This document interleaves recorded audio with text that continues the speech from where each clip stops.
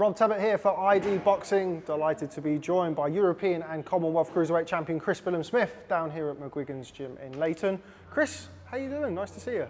I'm very well, mate. I'm very well. Last circuit just done, so that's always a good feeling when the last circuit camp is done. Yeah, I mean, it didn't look like something that I would particularly enjoy, but did you enjoy it? I did. I always enjoy that circuit. You know it's the last one, and you know it's nearing the end of camp and all the hard work's done. Nearing the end of camp, all the hard work is done, but not just a normal camp. You are, as you've been calling for years and years now, taking a show down to your beloved Bournemouth. You can see the look all over your face, that big smile. You're really excited, aren't you? Yeah, it's a bit surreal in a way that it's finally got to it. Obviously, knew we'd get to it, but now it's here. It's a great feeling, and I'm looking forward to performing in my hometown. Obviously, I haven't done an interview with you in quite some time. I certainly haven't done so since this fight's been announced. Just talk to me, if you can, about kind of the workings behind going down to Bournemouth. Of course, this is a boxer show on Sky Sports. You have historically, or in recent times, boxed on Matchroom/DAZN cards. Talk to us about the kind of sequence of events that led to you fighting Isaac Chamberlain down in Bournemouth. Yeah, well, Matchroom offered me an extension before the last Tommy McCarthy fight, and then but we said we'd take it if they can promise me a showdown in Bournemouth, because we've wanted it for a long time. They couldn't promise that, so I didn't take the extension. And then yeah, we had our conversations with Boxer and Sky Sports, and now it's finally over the line.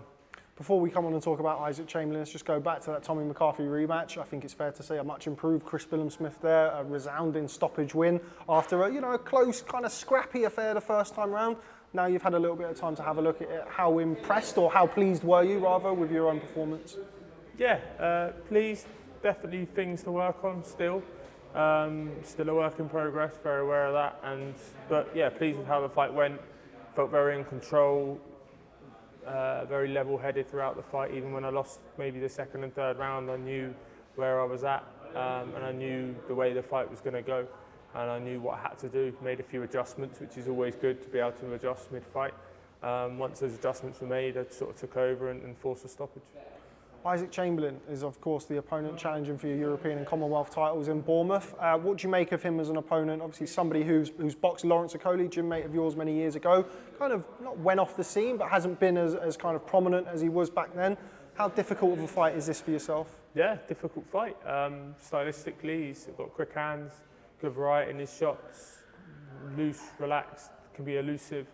So it's a very difficult fight. I think it's hard to say where he's at, because we've seen 6 rounds of him in the last 3 years or whatever it is, 3.5 years. So it's hard to know where he's at, but we'll find out next Saturday where he's at. And I've got to expect the best version of him and more, because he's been working. He's got a new coach.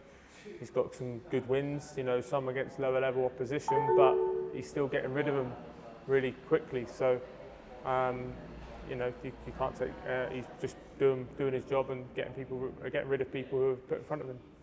Now, taking this fight down to Bournemouth, you're not going to have people coming up from right the way down on the south coast. I bet you've been badgered a lot for tickets over the last few weeks. How's that been? Yeah, I've been tickets have a lot of people have been badgering me, but it's been good. It's been great to have that support.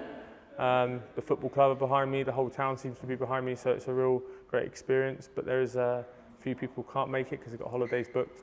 There must be loads of weddings. One bloke did say that his daughter's getting married, but he's hoping to sneak out during the reception. So I'm not sure how his daughter will feel about that. Hopefully she's away. If he does sneak away, she's already well into the night as such. So if that does happen, but I don't think I'd be able to do that if I was him. But it's nice of him to say that to me. Yeah, that's some serious dedication to the cause there if he's going to do that.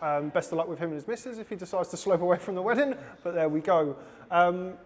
It's now not only a European and a Commonwealth defence, you're both well ranked, certainly with the IBF, and you're well ranked across the board with the governing bodies. We've just seen Opetaia upset Mairis, Briedis, the long-standing #1 in the division. Before we talk about a potential fight with him, how impressed were you with his performance against Briedis? Yeah, impressed. knew what he has. You know, I think because he's not a big name, a lot of people thought it was an upset. I think I spoke to you before the fight, and I said I think Opetaia will beat him just because Briedis has been a bit longer out the ring over the last few years, and as age gets on, and he's just really well-rounded boxer. Jai Opetaia, he can punch, he can great feet, good hands, southpaw, good movement. You know, he's got it all. Really good fighter, and yeah, I was impressed with his performance. Obviously at cruiserweight, you've got your gym mate Lawrence Okoda with the WBO, you've got Arsene Goulamarian, the WBA, Ilunga Makabu, the WBC, and Jai Opetaia as the IBF. Do you think the Opetaia route, the IBF, is the most likely? If not, which one of those other champions, I'm assuming not Lawrence being a gym mate of yours, would you most like to fight? Yeah, I think Opetaia or Makabu. Obviously, they're both dangerous fights. They're both southpaws for a start, but they're both exciting fights. I think, you know, and obviously all belts are prestigious. But you know, the IBF and obviously the green and gold with the WBC when you go through history.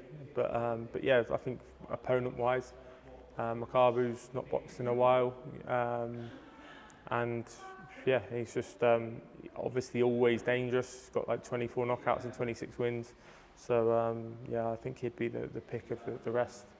Look around the gym. I mean, you are the long-standing, the stalwart of McGuigan's gym. I mean, you've done your apprenticeship. You've boxed on George Groves cards, Josh Taylor cards, Frampton, all of those going back. But now you've got Caroline Dubois, you've got Hassan Azim boxing on your undercard. You've become the old man of the gym, Chris. Yeah, you're not wrong.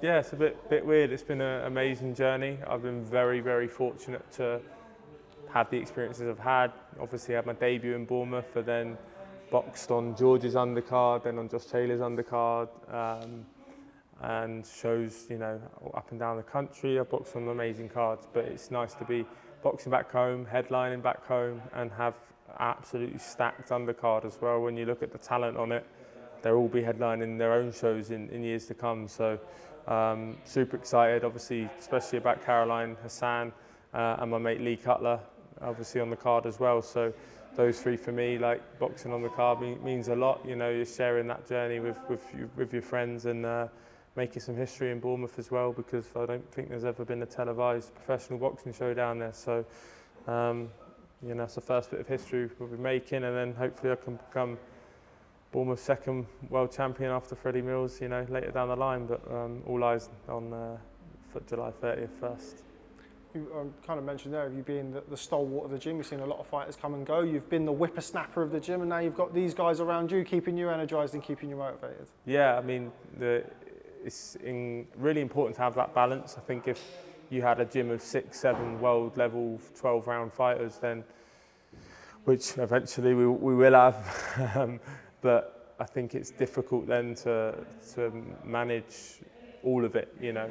But we've got so much talent in the gym, and they're all good people as well, and I think that's the most important thing, surrounding yourself with good people, but everyone's on the same goal. Everyone wants to become a world champion. There's nothing less. It's sort of accepted in their heads, in all of our heads. That's the goal, and when you're all on that journey together, then it's, you know, you're around like-minded people. It just rubs off, and like I said, the talent in this gym is just ridiculous.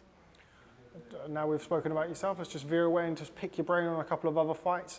First and foremost, the fight they're all kind of waiting for the announcement for, Chris Billam-Smith Jr. versus Conor Benn. Not one that I don't think anybody really expected to happen, but it looks as though it is going to happen. How do you see that fight going? You know what, I think I've said it before in conversations, like, I don't think it's as one-sided as people think for a start. I don't think Eubank Jr. has looked great under Roy Jones. I think he's trying to box. He sort of lost that tenacity about him, which made him so exciting, which is what Conor Benn's got. Conor moves well and can put his punches together well. So if Chris is looking for one shot, he can make him miss and